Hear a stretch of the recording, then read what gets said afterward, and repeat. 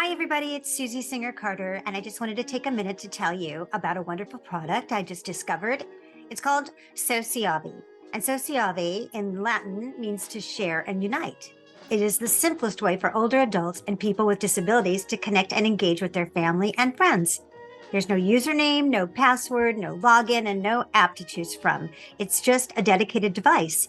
It's the Sociavi C2M Connect to Me device that's always on and ready to use. And families and caregivers just install the app on their smartphone.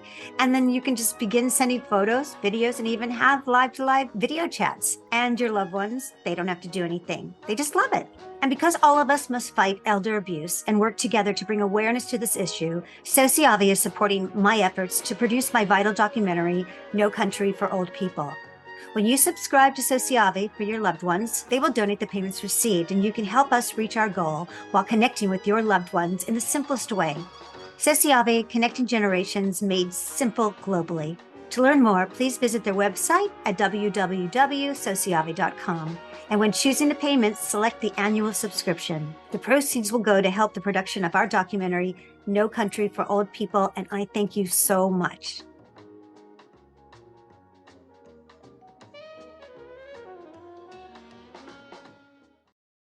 When the world has got you down. Alzheimer's sucks.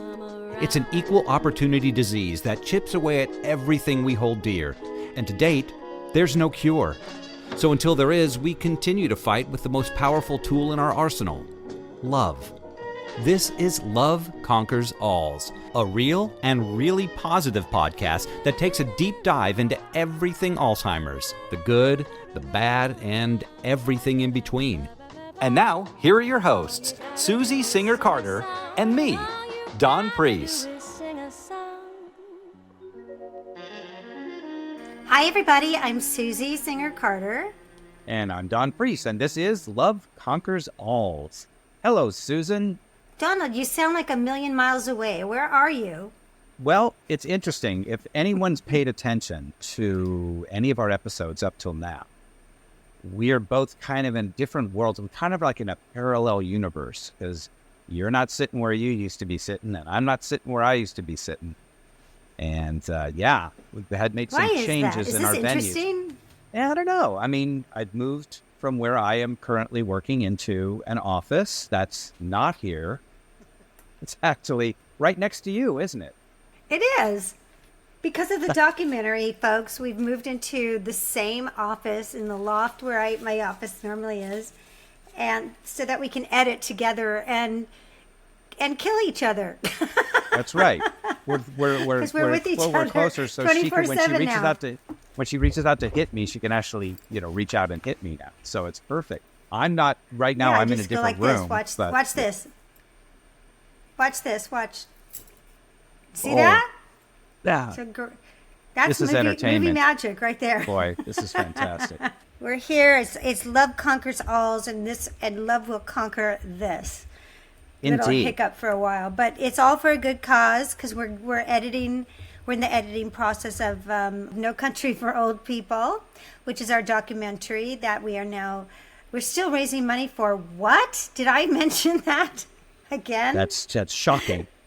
Well, we have a GoFundMe, which you're welcome to share with your network and with your friends and family, as we're still raising money to finish the film. And there is, of course, the link and the QR code in our show notes. But today, we're not going to talk about that too much, because we got a really terrific guest that I am excited to have, and I know you are, Don. I absolutely am. Yeah. I mean, I'll let you introduce Lance. It's Lance A. Slatton, who is of correct. All Home Care Matters, which Don will introduce formally. But I just want to say that we're really excited and, proud to have him here as a guest. And we were able to meet Lance and his team when we were guests. Rick Montcastle and I were guests on his show back in April, and they're just a terrific presence in our community, and so we're really excited to to have him with us here on our podcast. So, Dawn, why don't you introduce our illustrious guest? Without further ado, is that what you're saying? Without further ado or a don't. Exactly. Well, here we go. Lance A. Slatton is redefining caregiving through his companies Enriched Life Home Care Services and All Home Care Matters. As founder and senior case manager, he identified a lack of resources for caregivers, and now his award-winning home care company has been Michigan's top-rated service for the past 5 years. But Lance did not stop there. His ingenuity led to the creation of his podcast and YouTube show, All Home Care Matters. Reaching over 12 million viewers globally, the platform serves as a beacon of support to communities worldwide. As a contributor to McKnight's Home Care News, Lance's articles explore diverse topics from the state of Medicare to innovations in senior care technology to caring for the caregiver, and so much more. Lance's tireless dedication and far-reaching impact demonstrate that he is a leader not just for today, but for many years to come in the caregiving sector. And with that, let's welcome the oh-so-busy Lance A. Slatton. Hello, Lance. Hello, Don. Thank you so much. Susie, always good to see you. It's wonderful to see you. I mean, oh my gosh, you are so busy. Like, so busy. I don't know how you manage it. Like, you have, 20 balls in the air, and yet you're very calm and cool. And your demeanor just comes off so comforting. Which is why you probably are so perfect in this industry, because you bring comfort just by who you are. Oh, thank you. Yeah. I am a little busy. I do get asked quite a bit. Aside from being the host of All Home Care Matters, I'm a senior case manager for our family's home care company. We actually service the bottom half of Michigan. And then I have 3 wonderful children, and one of them, I'm their soccer coach, and I'm on a senior center board of directors for one of our local cities and the school board. Amazing. Seriously, like, you need to do a podcast on how to manage your time and to get that all. I mean, it's very, very impressive. I met you because you reached out to me and said, we love what you're doing and we want to support you, and which you have. And so we're very grateful for that. And likewise, I want to support you, which is, very much in line with what I have been doing, whether it's been in a podcast or it's been walking the walks, out with the public with Alzheimer's Association and Alzheimer's Los Angeles, Us Against Alzheimer's. I have really leaned into the caregiving community, and it has grown exponentially since I started, hasn't it? It absolutely has. And, to follow up on that, Susie, the work that you and Rick and Don are doing for, No Country for Old People, this is something that we say all the time when we're helping to share posts or, have you on or Rick on. This is something that needs to be shared. This is something that is going to affect and touch every family everywhere at some point. And don't sit there and think, well, my mom's healthy or I'm healthy or my spouse is healthy, whatever it may be. We're all healthy until we're not. And, these families need to be aware of the realities of what happens when their loved ones are faced with long-term care illnesses or having to go into long-term care facilities. It's true. And the challenges are they're monumental. They really are. The infrastructure is just not there. And whether you're in, long-term care or assisted living or even home care for what you, do, the infrastructure, as best as even in the best case scenario, is still lacking, for the kind of quality of life that we expect and deserve. Absolutely. To have. So, Absolutely. And that's why what you're doing is so super important as well. So I want to get a little personal because I want to know what brought you to this. It has to be a story. So what brought you to this focus in your life? Absolutely. So years ago, my grandparents lived in the South, and my family and I, we lived up here in Michigan. And I would spend my summers with my grandparents growing up because, you know, you only get weekends, you know, and that's not a lot of time to go down south to see and visit, you know, and occasionally we would get holidays and things if things worked out. And I became extremely close with my grandparents, you know, and as I grew older, you know, my grandparents get, you know, sick, they develop, you know, illnesses. And, you know, my grandfather passed, and then my grandmother is now living alone, and being old school Southern mentality, she never got a driver's license, never worked outside of the home, but she worked in the home. You know, she raised 6 children and also ran a Christian orphanage and adopted 2 children. You know, they were the prime example for how I would want to live my life, or how I would want my family's life to be an example of. And my grandmother would wake up in the evenings or in the morning, and she would call the local police. And being up here in Michigan, you know, I tell people all the time, you can have a phone call with a loved one and think everything's fine, but it's really once you get below the surface when you really start to notice there's issues, right? And so finally, after the 3rd or 4th time of calling the police, they contacted the family down there that was living there. They contacted my mother and said, you know, Mom is not doing well. She's waking up, calling the police, thinking there's these massive parties going on in the home, and there's nobody there. So she came to live with us for the last years of her life, and ultimately it got to the point where she had to be in a nursing home. That really had a profound impact on me, and I had dedicated my life and career and education to healthcare. I was en route to going to medical school, and my wife and I now, fast forward, we get a call, my father is not doing well. And the home health nurse basically said he can't live on his own. He came to live with us, and he needed 24-hour care that my wife and I were providing. No outside help. And aside from the nurses that would come once or twice a week for a short visit, we're going through this journey for 2+ years, a very intensive journey. And never once had anybody ever shared with us, have you thought about getting home care? Have you thought about getting some respite? You know, we're in our early 20s. My wife graduated, started her career. I'm pursuing medical school. Our hands are full.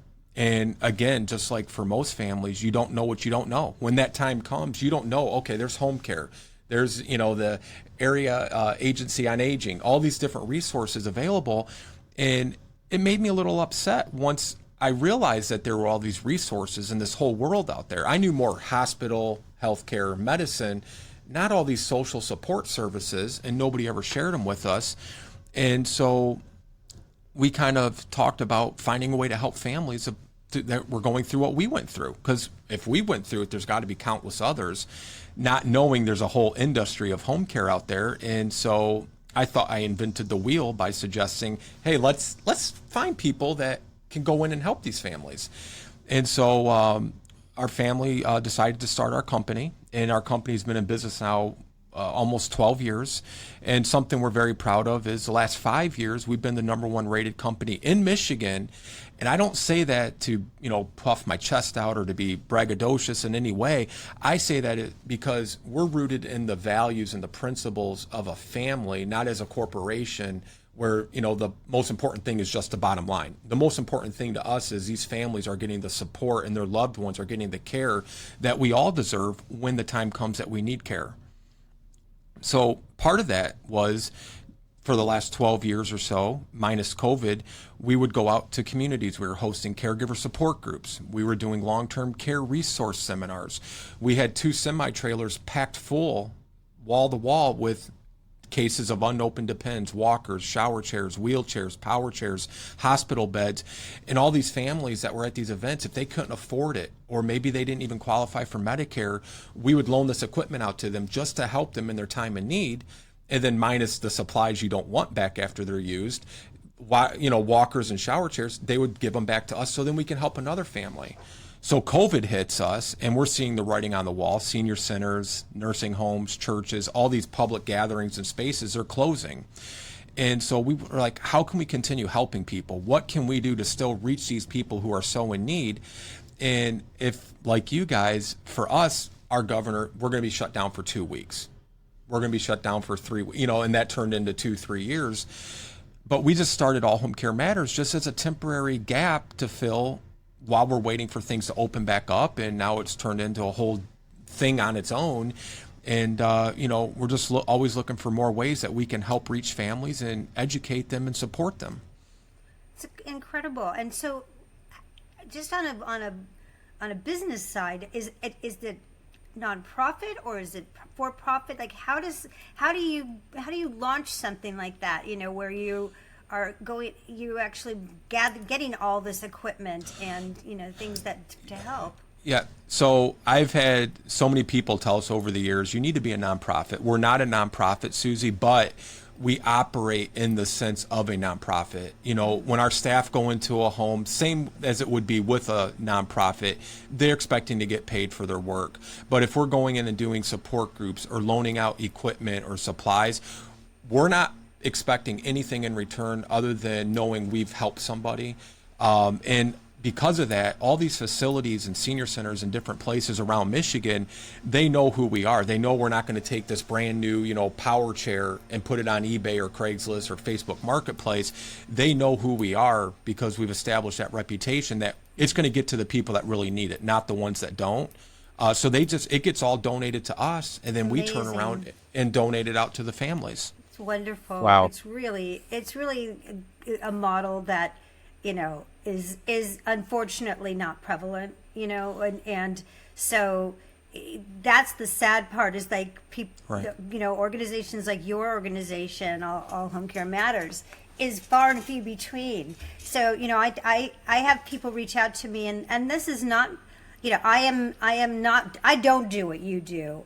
I bring Dawn and I bring conversation to the table because we, like you, have lived this, and I lived it for 16 years with my mom being her point person, her person, and her being my favorite person in the world, and realizing that other people like you, same mentality, must be going through the same thing that I'm going through, and just have not either had the platform to ask for help, or didn't know how to ask for help, or was playing whack-a-mole like I was doing, and not having the bandwidth to get the help they needed. So what we're doing is really keeping the conversation going with Love Conquers Alls, and then trying to keep it as positive as possible, trying to find the silver lining in everything, because when you're in it, how dark it can get. Right. And that doesn't do anybody any good. It doesn't do anybody any good to get dark. It can get dark, and it can get frustrating and depressing, and but what is the alternative? Absolutely. Right? So we need to keep it, like what you're doing is so beautiful, because you're out there doing, I'm talking about it. I'm opening up the conversation with Dawn, and you are who we are directing our audience to, if that makes sense, right? Absolutely. Yeah. And, we like to tell families, if we can't help you, we don't want to hurt you.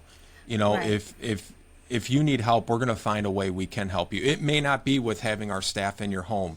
It may not be through supplies, but it might be directing you to the type of help that will support you and help you in your time of need.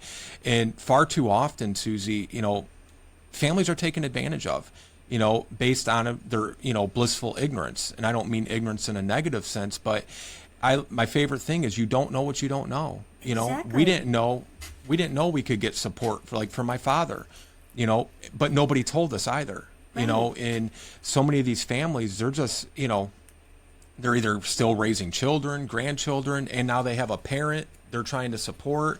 They're trying to do the best they can. We don't need to hinder that. We need to help support that.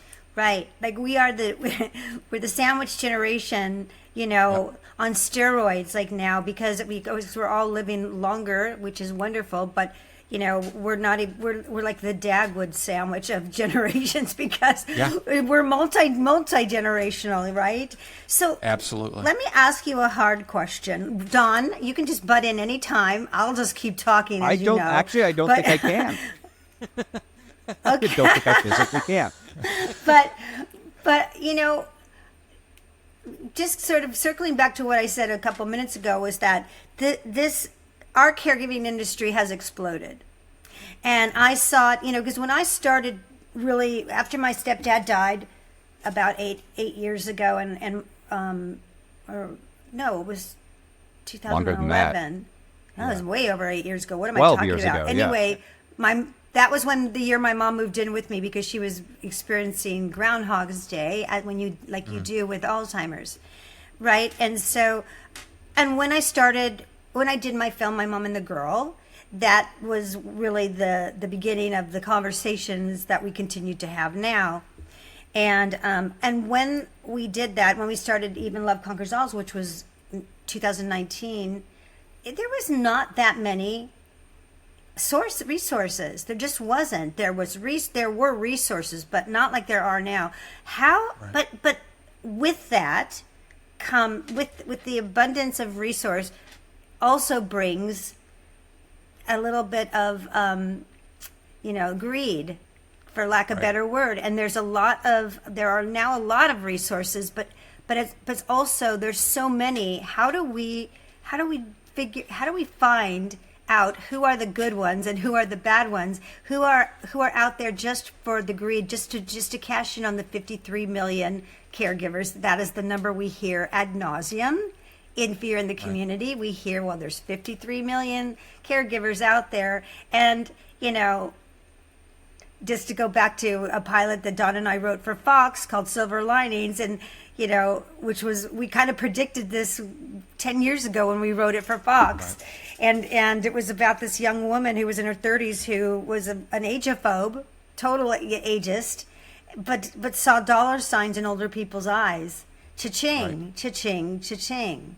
And, her arc was falling in love with the older people and finding out that they were actually worthwhile. But it was comedy, obviously, but with a, message. Sure.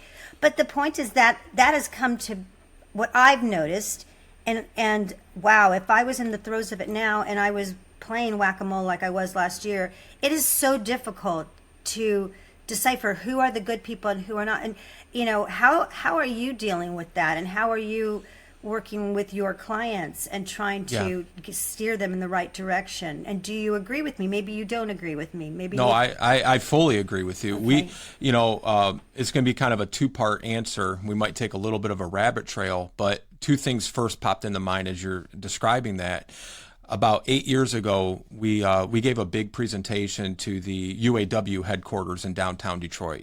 Motor City, the UAW president was there, and we gave this wonderful presentation just explaining exactly what people are entitled to about Medicare, what they can get, what they can't get, just so they knew what to expect, because these are retirees. And, they're going to be going into that phase either with their parents or themselves.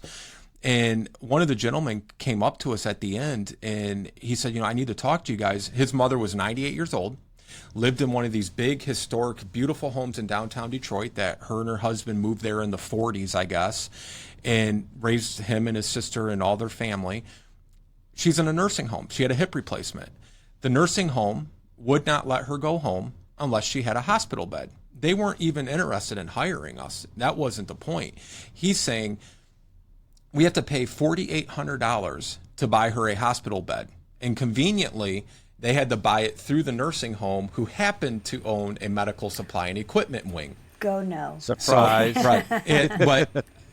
Well, he did not know any better, and nor should he know any better. So we're explaining to him, go talk to your mom's primary care physician. Don't talk to the physician at the nursing home. Explain the situation. Get an order for a hospital bed. Her Medicare will help cover that hospital bed for you. And it just blew him away. He was looking at us kind of, a little suspect. And we have nothing to gain by this. Just let's say he says no and you got to get from the nursing home. Hey, worst case scenario, you're buying it anyways. Best case scenario is we're right and we're saving you and your mother a lot of money. That man called us. This was like on a Thursday. He called us Friday evening and he was in tears, a literally grown man crying in tears. And A, he couldn't understand why the nursing home would try to take advantage of them. B, why didn't the social worker or the discharge planner ever even explain to us, hey, we'll go through Medicare? And he tore the check up and gave it to the nurse or the discharge planner at the nursing home and just was disgusted. Right. But there are people, even nursing homes, hospitals, home care companies, everybody, unfortunately, has to be very aware of what you are able to get, what you're not able to get, and what resources are available to you.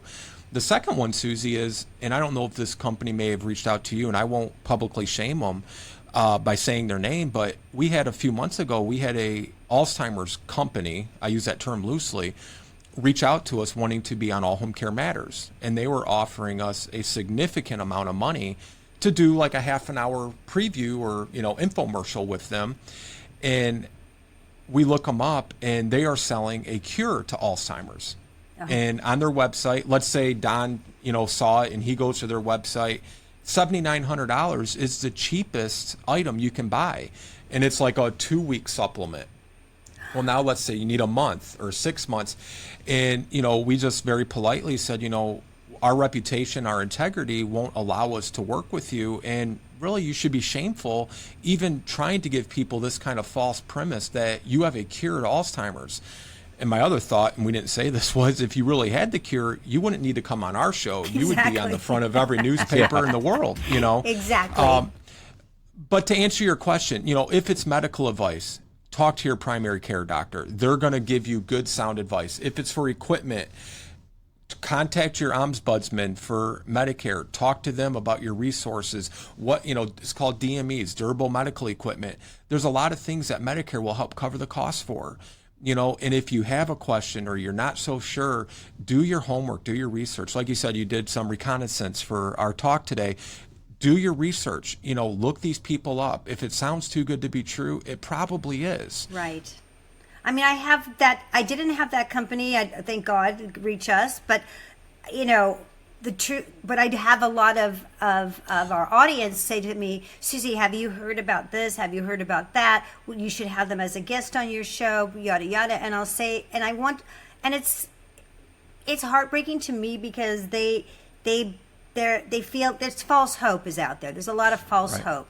And so, and I feel like I'm the bearer of bad news, saying to them, listen, if this were true, because I work very closely with the Alzheimer's Association, Alzheimer's, Los Angeles here in Los Angeles, and also Us Against Alzheimer's in the DC. I mean, all of these organizations would know about these products and these things far before I would, and far before anyone else would. So if these are it's charlatans really is what's going on, and even beyond that, like for instance, you and I want to get to Dementia TLC and all of your other, you've got some partnerships out there that you are endorsing and becoming a part of, which is wonderful. A lot of them actually, but for all the ones that you're working with, there's now thousands of others, and the information is there's a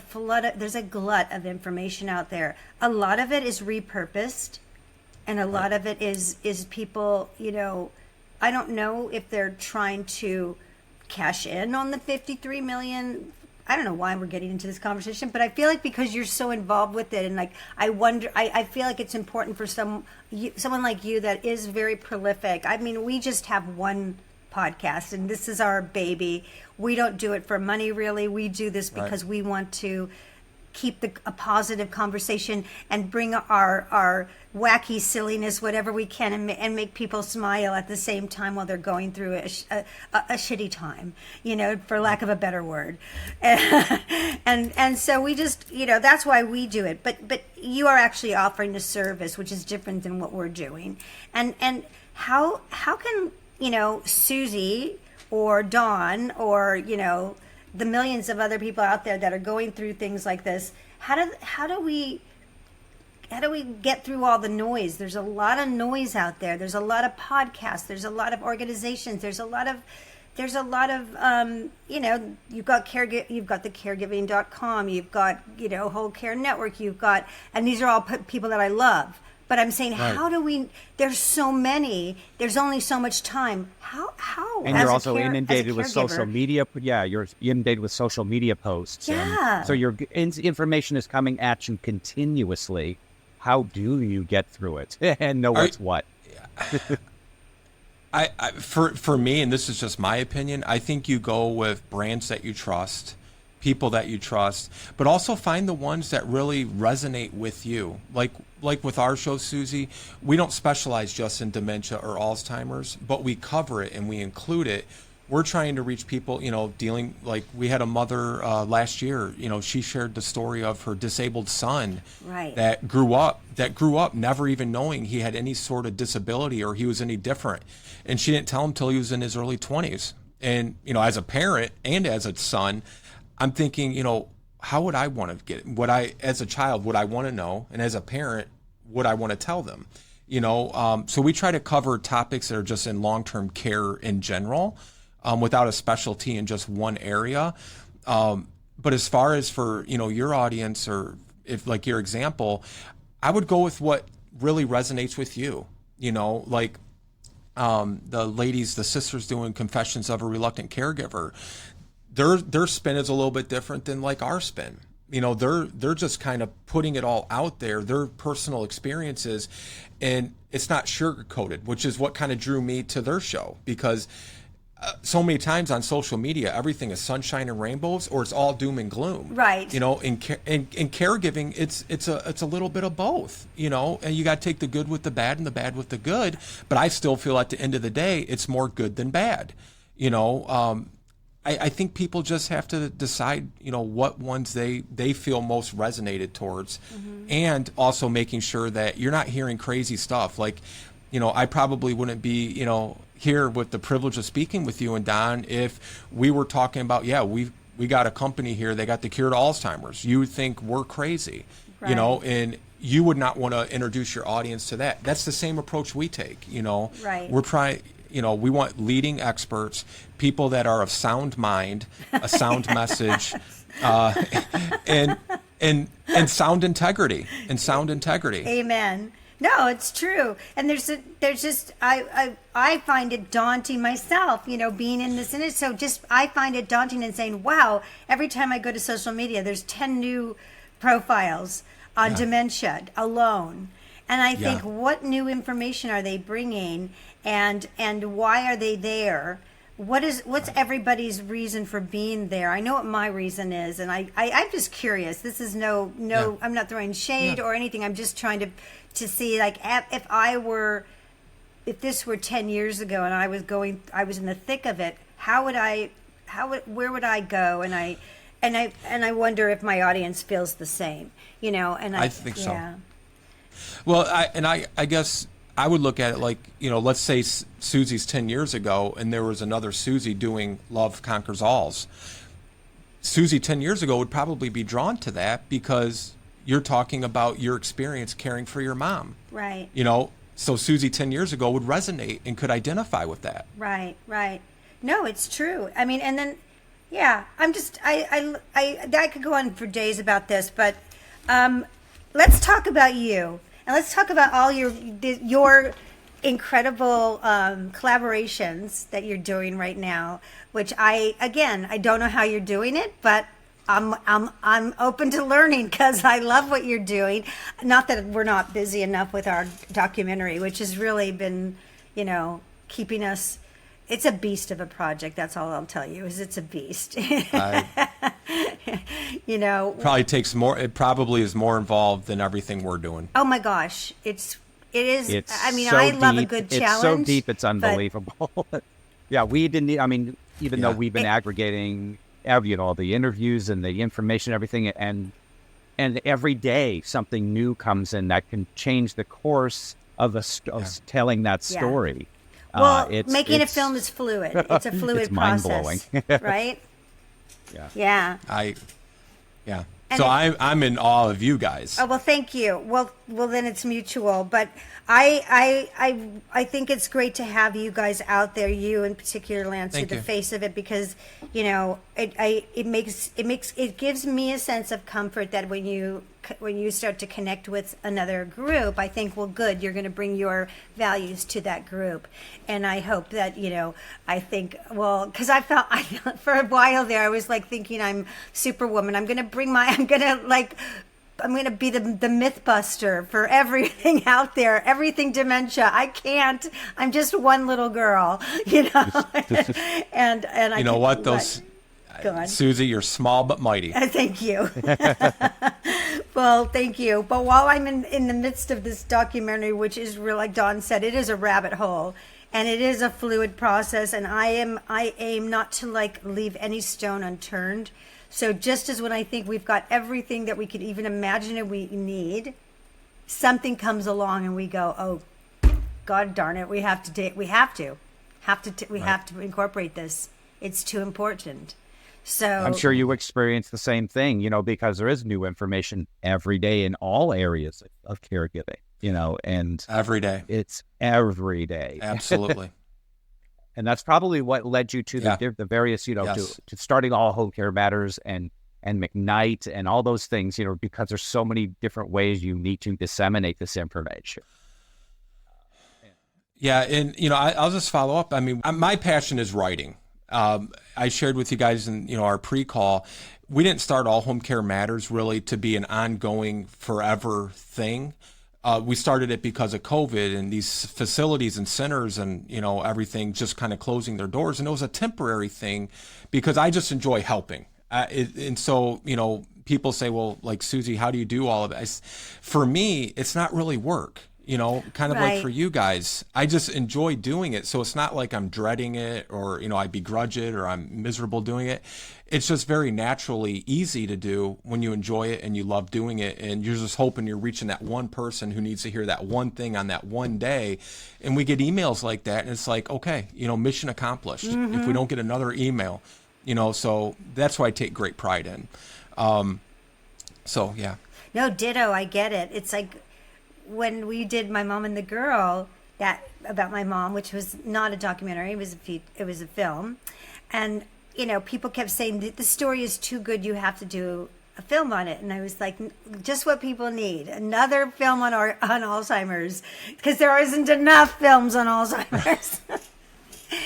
And then I started seeing the value in this little story that came from my mom that was so profound, and I thought, well, maybe. Why not? Let's do it.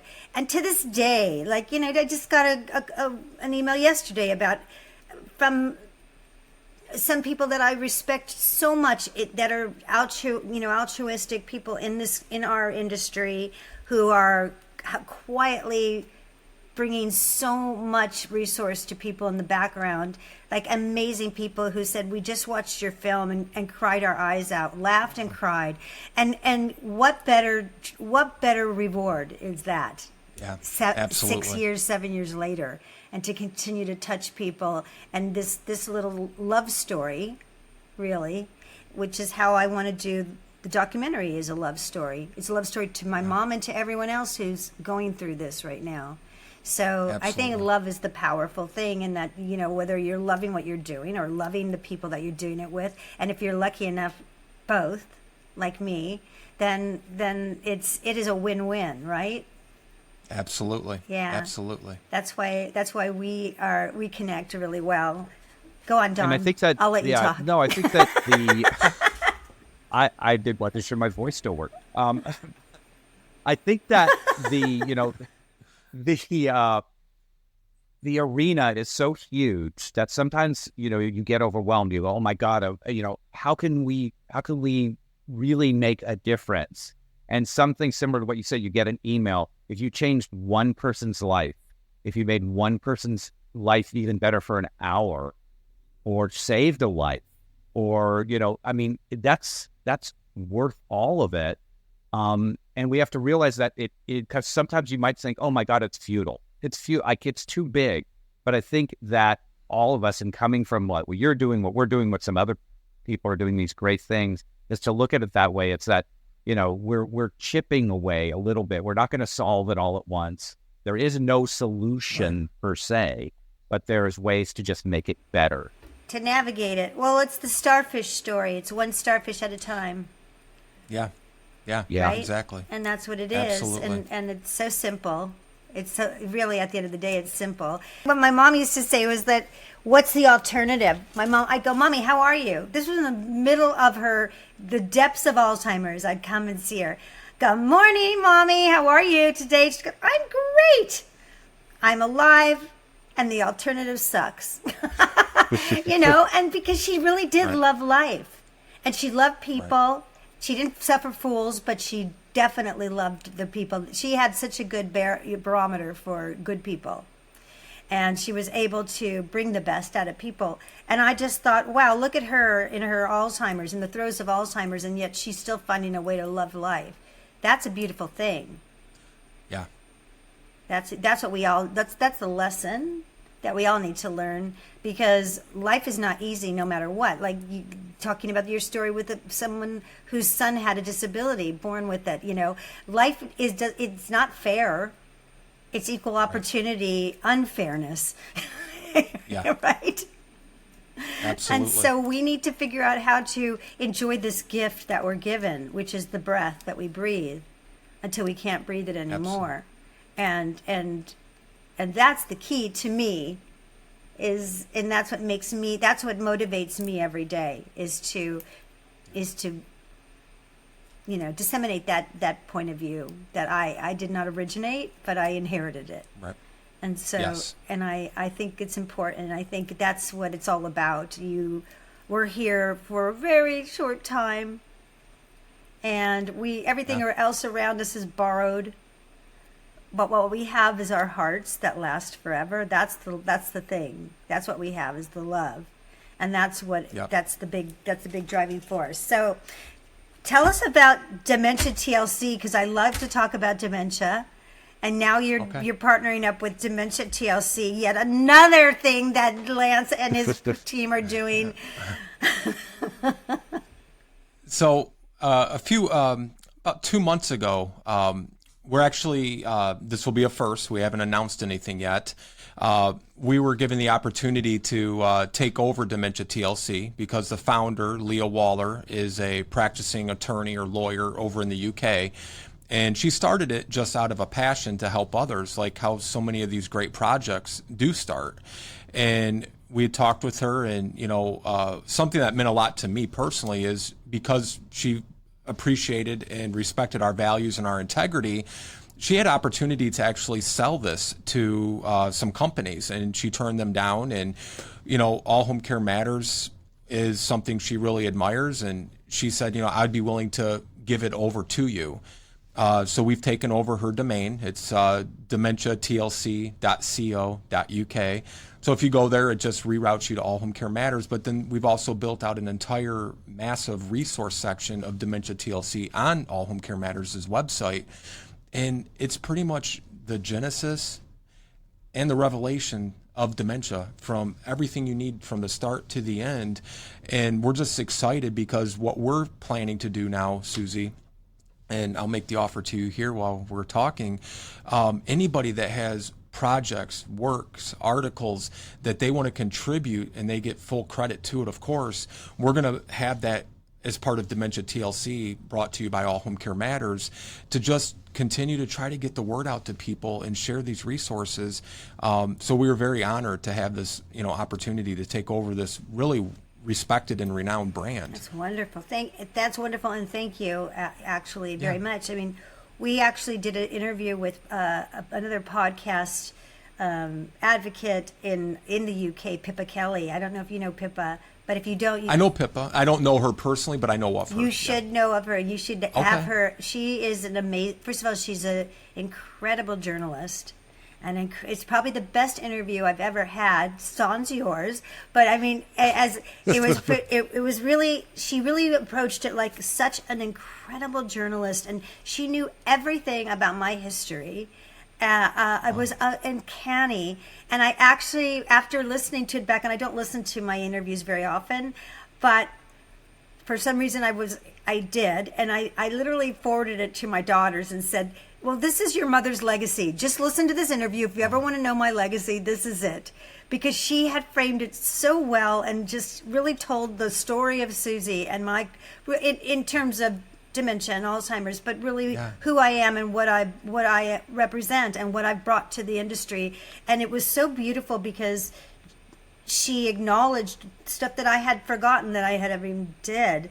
And her passion for my film was over the top. Like, it was just amazing. And I think her passion for the dementia realm and for Alzheimer's is incredible. You should definitely, Pippa, if you're listening, you know I love you, and she will. You should definitely connect up with her in terms of dementia TLC, because Absolutely. she is just a plethora of classy resource. I mean, she is a class act. Wouldn't you say, Wonderful. Dawn? Yeah, we'd love to. Absolutely. I mean, it seems right, right down the, right in your ballpark. I wanted to go back a little bit and talk about, because where do you get your resources for? Where did you find, when you first started, you said, I didn't know anything about it. How did you go from 5 years ago not knowing anything about it to now where you are now and exploding and doing these amazing things? Where do you find your resources from? Lots of classes, reading a lot of books. I mean, this is going back now, Don, 21 years maybe, 22, about 21 years, 20 to be safe. Lots and lots of books. My wife jokes with people. She says, he's so exciting. He reads Medicare books for fun, and and a lot of gerontology courses at college, hospice, palliative. But, again, I was already, in the medical school route, so it wasn't too far off the path. But, medicine is more about, the physiology and cells and, biology, where this is more gerontology, what happens when people get to a certain age of 65 or older, in learning and researching all the resources and everything that is available to families, so that if I ever come into contact who was in a situation like I was, 20 plus years ago, they'll have an answer. I'll give them those resources. We just started back up our dementia conferences that we do all over, where it's a year-long program. It's once a month, totally free. We don't charge anybody.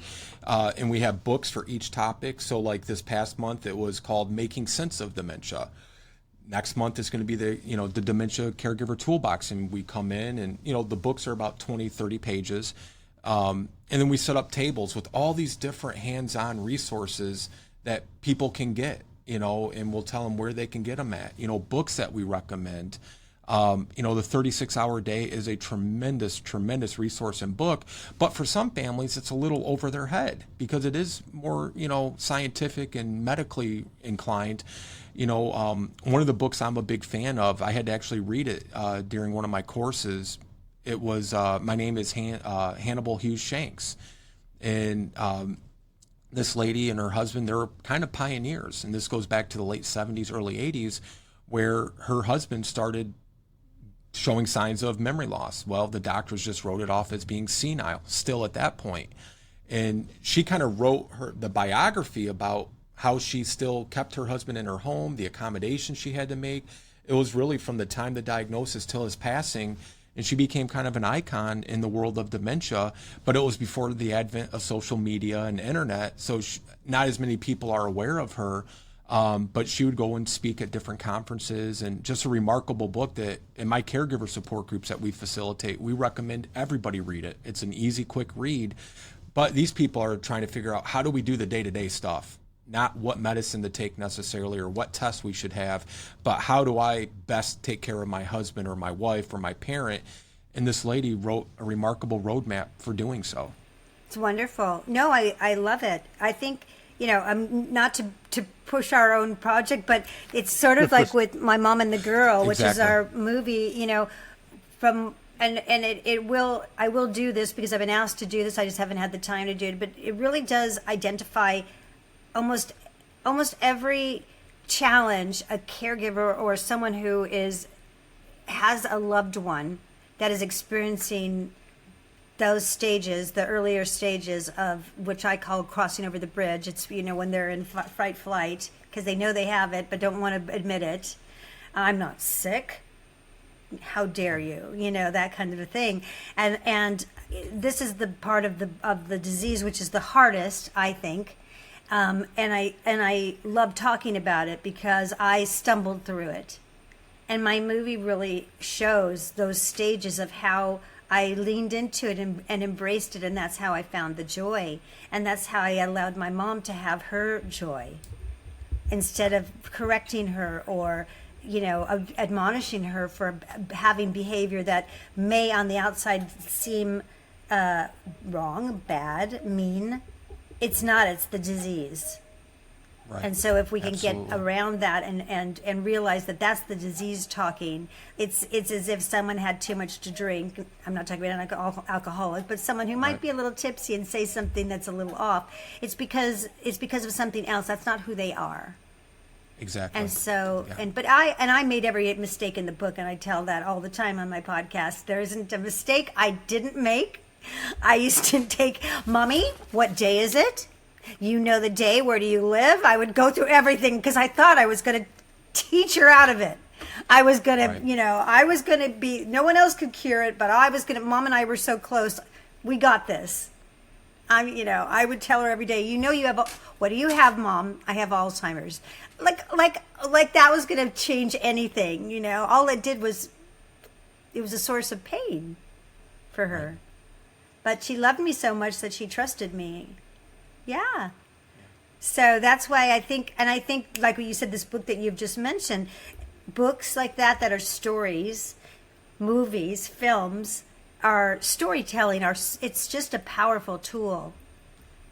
Yes. It's a powerful Absolutely. tool because it reminds us that we're not alone. We can see it, we can visualize it, we can hear it, and so we realize, oh my gosh, we're just a part of another community. It's just a community we didn't know we were going to be a part of. Exactly. Right? Yeah. So I love what you're Absolutely. doing. I love that. I think it's actually more important than anything is to know that you're not alone and to know that what you're doing is probably exactly what you should be doing. And I have a lot of our audience and friends will tell me, oh my God, thank you for telling us that because we thought we were going crazy, or I was, I feel awful because my mom told me, I wish you were never born. Well, that's not your mom talking. That's the disease talking. And if you asked her in a lucid moment, she probably would break into tears like my mom would do. Right. So, I mean, those are the things that we like to talk about.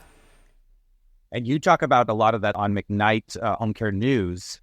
You write articles that employ some of this, this practical information, because you can get all the medical information you want, but the practicality of it, Right. where people can use it in everyday life. Yeah. When did that start? And Absolutely. where do you come up with those subjects? And is it based on what people ask you, or is it? Tell us a little bit about that. It's a little bit of both, Don. We do a column for them once a month, and it's really geared towards the long-term care industry, so more towards professionals.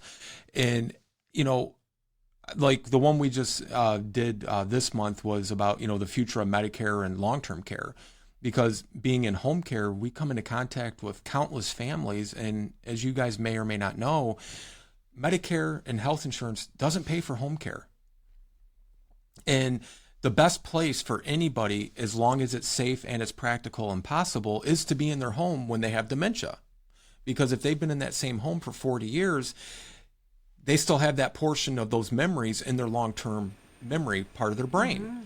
You take them out of that home, put them in a strange facility, they're not going to get the quality of care, as Susie sure well knows, and they're never going to get that sense of comfort and safety because it's just like the way that dementia works. It's not going to go from that short term feeling, okay, I'm safe here.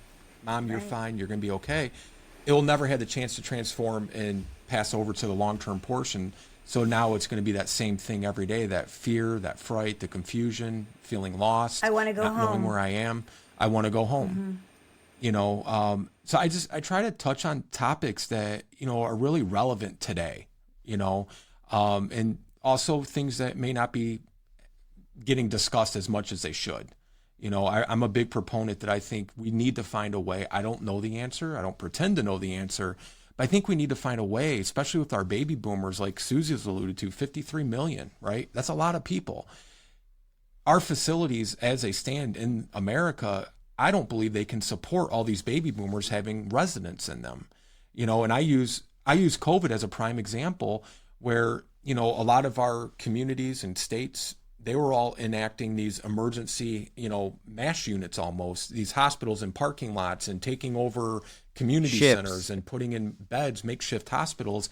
That was in ships in New York, yes. So that was for COVID. And the COVID numbers, you know, whether they are anticipating the numbers to be greater than the baby boomer population, that I don't know. But if we have to do that for COVID, what are we going to have to do when all these baby boomers need to maybe be in a nursing home or a long-term care facility for years? We could take care of them in their own home. It's going to be cost effective. I feel like they will maintain their health at a higher level. I even tell families when they have a loved one with dementia, you may look at it and say, oh my gosh, you know, mom, dad, their memory. I said, but they're going to function at a higher level and maintain their health for longer by being in this home than if you take them out now and all of a sudden they're waking up in a strange facility. You will see a decline and they may not recover from that. 100%. 100%. If I could do over again, I would have kept to my mom. I would have fought to keep her in my home because that's when she was thriving. When she lived with me, her life was good. She loved it. She was enjoying herself. And people were enjoying her still. Right. And the minute my hand was forced, that's when everything went downhill, 100%. Because that is not going to imprint where you're at. It's just not. And even living with me, that was hard. She kept wondering, where's her home? And I had signs everywhere. Your home. This is your home. You live here with me and your granddaughter and the puppies and your favorite daughter because I'm the only daughter. You know, and a lot of humor and a lot of music and a lot of love. Yeah, and I was talking to somebody the other day, Susie, about the trailer for the film, which is so just powerful, impactful, which I think is absolutely, and I think that's what you want, right, from a trailer. But I said, and I don't mean this in any way other than what I'm trying to convey is everybody is Susie's mom. Yeah. Everybody is Susie's mom. And that's why, you know, everybody needs to see this film. They need to take attention to it and really understand this isn't unique to Susie and her mom. This could be any one of our family members. And that's why it's so important that we get this film out there for everybody to see. Or us. It's us. It's our future. Or us, yes. It's our future. Yes. Also, one other thing I wanted to talk about is that you know a lot about Medicare and Medicaid, and I have a part of that I talk about in the documentary and I've asked everyone that we interviewed, can you describe what Medicare is? Can you describe what Medicaid is? And every single answer from experts was different because it's that complicated. It's very complicated. So complicated that it is so hard to navigate that whole CMS system, and when you're in a crisis mode, you know, like whether your parent is going through what my parent went through last year, or just dementia in general, or just need someone coming out of a hospital and needs a bed. Well, you're in a crisis mode because that has to happen like right away. But we don't know. We as a public are so uneducated in this CMS the systems that are, you know, we just don't know, and it's also so confusing.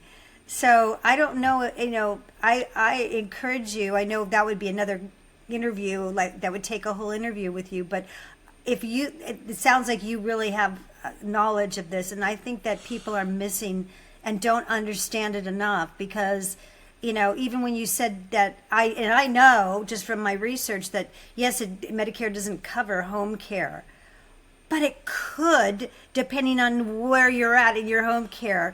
Are you in hospice in home care? Where are you in your home care? Am I correct? So, kind of, sort of, okay. yes. See, it's confusing. Yeah. So hospice is completely paid for through Medicare. Right. There is no cost to the family. It probably would be another interview, so I'll try to kind of summarize very, you know, sound bites for you. But Medicaid varies state to state. Medicaid is ran by the state. Medicare is ran by the national federal government. Every state is different. Medicaid is for poverty level, essentially. But let's say, I'll use my father as an example. He didn't get Medicare because he had a federal job. But he got really good insurance because he didn't get Medicare. It's kind of a trade-off. He had a very, very generous pension. And when it got to the point where he no longer could safely stay in our home due to the care he required, which is IV antibiotics every 8 hours, things like that, he had to go in a facility. That was never a choice. It wasn't voluntary. There was no decision to be made. It was something that had to be done. He ended up having to do a complete spin down of all of his money in order to then qualify for Medicaid. And unfortunately, because he was now on Medicaid and he was not going to be coming out of the facility, he got to live on $60 a month. Right. Because that's the Medicaid guidelines at that time for Michigan. Medicare, he got 21 days in a nursing home / rehab, long-term care facility, however you want to call it, because they kind of changed their names a little bit to get away from that nursing home stigma. But they're essentially the same thing. Some, if you have supplements, you can get up to 100 days. But they also look at the timeline. It's not, okay, I'm in here for 100 days, I'm going to go home, go in the hospital. You have to be in the hospital 72 hours to then qualify to go back into a facility for Medicare to cover it. If you still have Medicare days left, they will look back over this timeline, this period of time, and if you've already used up those days, Medicare's not going to pay. Just like you get so many rehab visits, you get so many this and so many that. And a lot of families aren't even aware that they could get what's called home health care. So you have home hospice, you have home health care, and you have home care. Home care is the one not covered by any sort of health insurance or Medicare. That's your support staff, your activities of daily living, bathing, grooming, toileting, dressing, things like that. Home health care, Susie, we'll use you. Let's say you're in the hospital, you're on Medicare, and you don't want to go in a rehab facility because you just had a hip replacement, you want to go home. Well, you can get an order for home health care. They will come, the nurse, physical therapist will come to your house. Usually it's a nurse will come, they'll be like your case manager. You get 9 weeks at a time. You had to be in the hospital for 72 hours, and you can go and then go into a rehab, or you can decide, you know what, I don't want rehab, I want to go home, have home health care. Okay. Home health care can continue 9 weeks at a time, then the physician can recertify it and get another 9 weeks and continue going like that. However, that's only if you're still in need of these skilled services. So if the nurse says, I don't think Susie really needs any more physical therapy, they're going to have a goal or a target for what the data or analytics say that is the best they're going to get you to. Even if they get you to that point, they're stopping their visits. Even if you want to still come and you still want more physical therapy, they're saying, we got Susie as good as we can get her. There's no more improvement that can be made because they have to justify, billing Medicare and having you come out for it. Right. And then hospice, hospice would take over all of your care. And, admission is voluntary. You can discharge yourself. I know, like with my father, when he went in the hospice, he became severely dehydrated. The hospice provider that we had, they believed in doing hydration. So he could get fluid IVs just for hydration purposes, not antibiotics. And that's the thing I want to stress here. It's not a one-size-fits-all. Different hospices have different ideologies or different philosophies in what they will provide. And Don's shaking, he knows. So ask those questions. That's so much a big part of the documentary is that, we've asked how many people what the definition of hospice is, and there is not even close to being a single answer. I mean, and it's so confusing. Right. And you ask hospice versus palliative. And it's just another thing, like what no covers what. Yeah, it's very confusing. Yeah. Palliative is becoming a little more popular, at least here in our area. And, sometimes families think, well, I don't want mom, I don't want my spouse, whoever it is, I don't want to go in the hospice because they think it's impending immediate death. Right. Okay. It doesn't always mean that. They're their job is to make sure the person is out of pain and comfortable for something they do not expect nor plan to treat or cure. Palliative, you'll get a little more services. There's a lot more options for care. But again, it's voluntary. We had a lady, she was in hospice and she cut herself really, really badly. She was going to need antibiotics, all these different things. She discharged herself from hospice, went to the hospital, got treatment, and got that taken care of, then came home and got readmitted into hospice. But again, hospice, it's just like home care, Susie and Don. Michigan's a non-licensed state for home care. Michigan is a non-licensed state for home care. There is no state oversight into the home care industry in Michigan. I could hire Don to go in and take care of somebody. Don may have not a clue of what to do or how to do it, but there's nothing preventing us from doing that. Illinois, on the other hand, they are a licensed state, so it is regulated through the Department of Health and Human Services. I'm a big proponent, we're all a big proponent of the state of Michigan, because we're not the only state either, I want to stress that, but I'm just worried about our state. I'm a big proponent of our state becoming a licensed state, but then you're getting into politics, legislation, and stuff way out of my pay grade. But families get taken advantage of in that too, because they'll hire somebody, think they're a company, and it's really two sisters or two cousins or two best friends who are just saying we're a company because they can. But then it's like, do they have the credentials? Do they have the training? What happens if one of the people gets sick? Do they have somebody else to come and be there because you have to be at work in the morning and you can't leave your dad alone?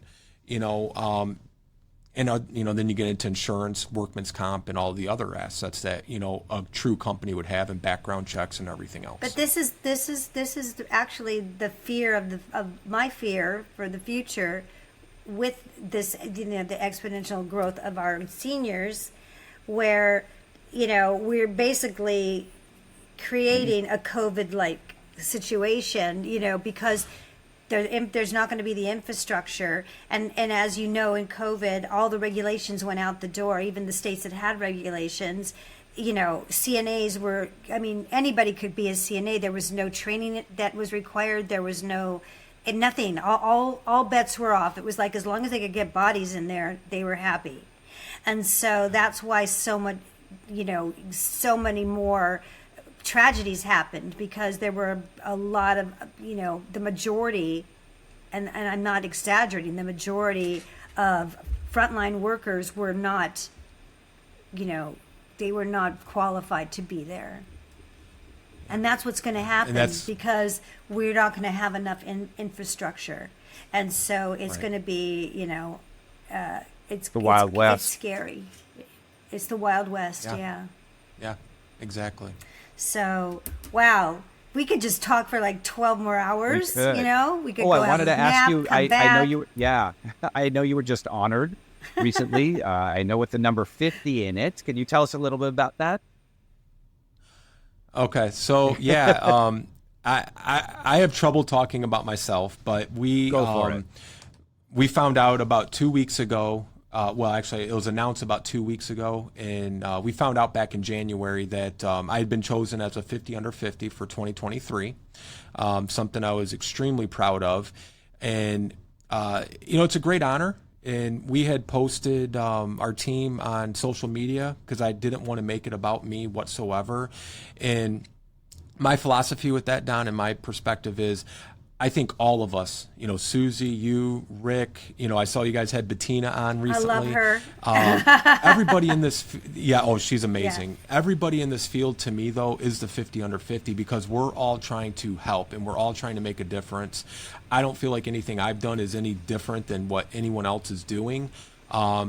But it was quite an honor and quite a surprise that, I'm pretty proud of. Oh, you should be proud of it. Congratulations. You should, Absolutely. And you should brag about it. And it's like Rick Moncastle, when I first met him, he was like, I have this 15 minutes of fame, and I never thought I would have 15 minutes of fame. And I said, well, then wear it, but you do it, work it, baby, because you know what? It's important, and that gives you a tool that gives you a little power, and that's important, and that's.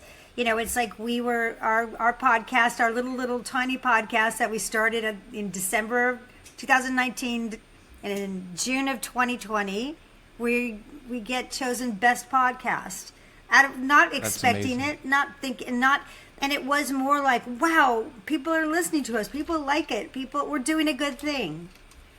Yes. Right? And Yes. so that's how you have to Absolutely. look at it. And, you know, and the same with our awards for My Mom and the Girl. It was like, is it not? Yeah, of course it's nice. It makes you feel good. But more than anything, it really gives us a tool and some credibility in the field that I want to have credibility in. So I think that's it's an honor, but it's also, you know, it gives it was well given to you because Well, thank you. you have the infrastructure to use it. So yeah, you should be proud, and we're proud to know you. Oh, Yeah, thank you, we're Susie. proud to Feelings know you. mutual. Yeah, and so happy that you are in our sphere, and we hope to be continued this conversation because Absolutely. a lot to talk about with you, and you know, listen. Our audience, I know that if you haven't met this man, you will follow them now because so much great information, such a big heart, such a throwback to a time, like you just give such a sense of comfort that is so needed in all the tumult that's out there. So follow all of your things, which will be in our show notes them in for our sure. notes. There's too many to say right now. There's so many, my friends, to follow Lance and his team, and so much great information and resource. And we thank you for sharing your time with us a lot. Thank you for the privilege. Yeah, absolutely. Really do. Anything else, Dawn, you want to Appreciate it. say? All right. I don't have anything else to say. Lance, was there anything that we didn't cover that you wanted to say, or are we done? I just want to say thank you to you and Susie. I just want to say thank you again to you and Susie for the incredible work. I've just grown to love Susie and admire everything you guys are doing with this film. And anytime, anywhere we can do anything to help get the word out more, just let us know. We're happy to do so. Love We you appreciate too. that. Thank you Thank so you, much. and vice versa. And, You're welcome. yeah. All right, everybody. Thank We'll you. talk to you soon. And Bye. we'll hang up Take now. care, Lance. Thanks, you guys. Wow. That's all I can say is wow. That is a wow. My gosh. That's a lot. I thought that we did a lot, and frankly, I'm a little bit feeling inept. I feel like we need to Inadequate? yeah, I feel like we need to up our game here a little bit, Dawn. I don't Oh, think we're no. doing enough. No, we're doing enough. Dang don't you, know. Lance.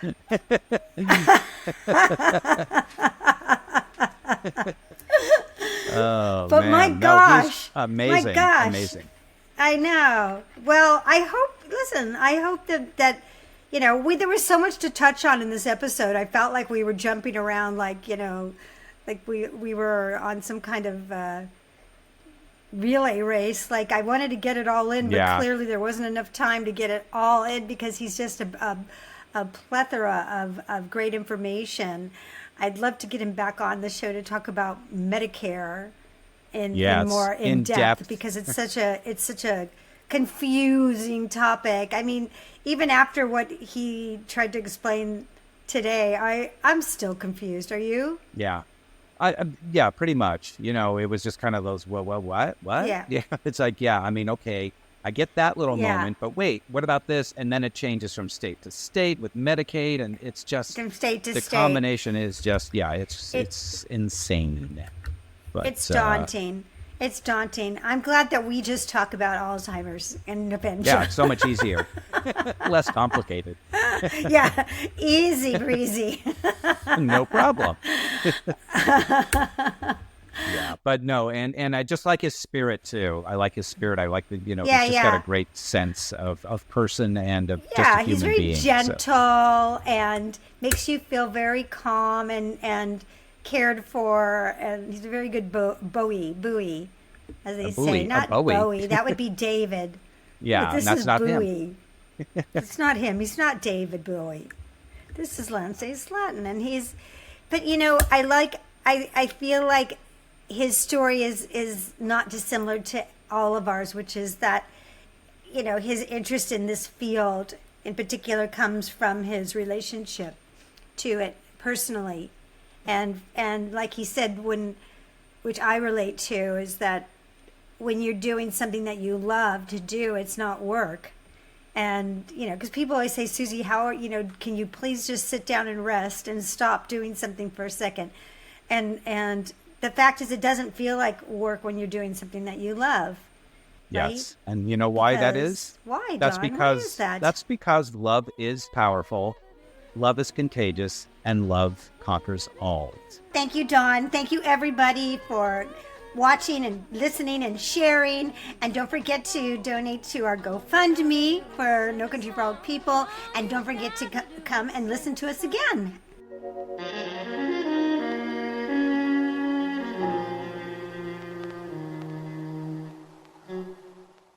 Hey, this is Susie Singer-Carter, and I just wanted to take a minute to talk to you about bed sores. I know, but if you're like I was, you probably don't have a clue what a bed sore really is. Most people don't. I mean, no one told me, and I really just assumed it was part of the body that was, like the name says, sore from laying in one position too long. And if you change the position, all better. Wrong. Bed sore is really a euphemism for more appropriate names, such as pressure wound and decubitus ulcer. Unfortunately, I discovered what a bed sore really was when my mom was admitted into the hospital last year with a stage 4 ulcer. That is the worst level. You don't ever want that to happen. Bed sores can develop quickly and worsen rapidly and can lead to serious health issues, even death, if they're not properly treated, and that includes cleaning and dressing the wound, but most importantly, reducing pressure off the sore by frequently changing the position of the person off of their wound so it can heal. And that can mean propping the person up 30 degrees to the side, far enough to be off the lower back, but not too far as to be on the side hip where there isn't much cushion, right, between the skin and the bone. This is why I'm so excited to tell you about Bed Sore Rescue, which was designed by an amazing woman, Gwen Jewell, a nurse who was tired of fooling around with simple pillows and bulky wedges that just don't work. The Bed Sore Rescue positioning wedge cushions are uniquely designed to provide ergonomically correct and comfortable support for a sustained period of time without touching the sore. And the curvatures and bilateral angles make it possible for the bed sore cushion to be used to support many other body parts as well. You can float the heels, you can put it under the head, you can put it under the arms, behind the knees, both sides. You can even use it as a breakfast in bed table. The curvatures of the Bed Sore Rescue fit the curvatures of your person's body, and it's made to meet all the patient safeties and bed-bound positioning standards for acute and long-term care facilities. I wish I had it for my mom. I really do. So chances are, if you have a loved one in a long-term care facility or at your home, you may become a pressure injury soldier too. But bed sores should never get to stage 4. And one way to ensure that they don't is to make sure that as soon as one begins to develop, you keep the pressure off. You can do that easily with Bed Sore Rescue. And you can find Bed Sore Rescue and many other pressure solutions online at Jewell Nursing Solutions, home of the patented Bed Sore Rescue positioning wedge cushions, pads, and pillows. That's Jewell, Jewell, NursingSolutions.com. And when you use the special code NCFOP, the entire amount of your purchase will go to support our important documentary, No Country for Old People, which chronicles my mother's journey navigating the nursing home long-term care crisis that literally began with an unreported, untreated pressure wound. So take the pressure off yourself and your loved one with the Bed Sore Rescue.